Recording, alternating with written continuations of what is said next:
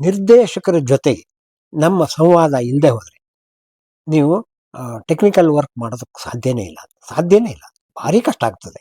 ಯಾಕಂದರೆ ನಿರ್ದೇಶಕ ಅವನೇ ಬರೆದ ನಾಟಕ ಇರುತ್ತೆ, ಅಥವಾ ಬೇರೆಯವ್ರು ಬರೆದಿದ್ದನ್ನು ಅವನು ಓದಬೇಕಾದ್ರೆ, ಒಬ್ಬ ನಿರ್ದೇಶಕ ಒಂದು 10 ಬಾರಿ ಓದ್ತಾನೆ, ಓದಬೇಕು ಕೂಡ.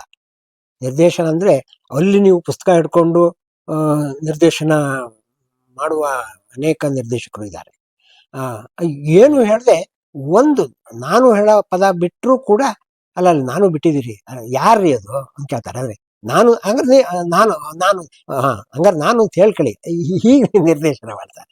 ಹಾಗಾಗಿ ನಿರ್ದೇಶಕರು 10 ಬಾರಿ ಓದಿರ್ತಾರೆ. 10 ಬಾರಿ ಓದುವಾಗಲೂ ಅವರ ಆಲೋಚನೆ ಒಂದು ಚೌಕಟ್ಟಲ್ಲಿ ಇರ್ತದೆ.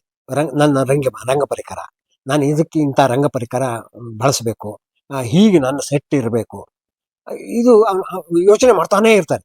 ಹಾಗಾಗಿ ಬಹಳ ಮುಖ್ಯವಾಗಿ ನಾವು ಸ್ಕ್ರಿಪ್ಟ್ ಓದ್ತೇವೆ, ನನ್ನ ಯೋಚನೆ ಬೇರೆ ಆಗ್ತದೆ. ನೀವೇ ಒಬ್ಬ ನಿರ್ದೇಶಕರಾದರೂ ನೀವು ಯೋಚನೆ ಮಾಡೋದಕ್ಕಿಂತ ನಾನು ಓದಿದಾಗ ನಾನು ಸೆಟ್ ಯೋಚನೆ ಮಾಡುವ ಕ್ರಮವೇ ಬೇರೆ ಆಗ್ತದೆ.